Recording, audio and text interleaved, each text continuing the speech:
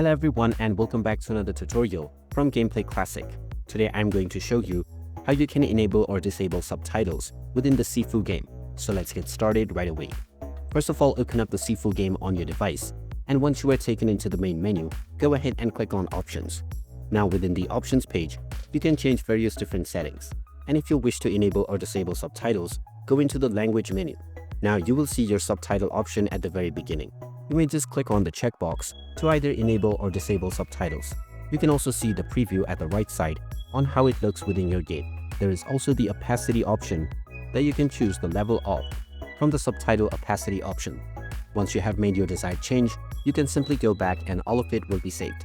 And now you can start enjoying your game with your chosen subtitle settings applied right away. And there you have it. That is how easy it is to enable or disable subtitles on the Sifu game. If you find this video helpful, don't forget to hit that like button and subscribe to our channel for more useful tips and tutorials. Thanks for watching, and I'll see you again in the next one.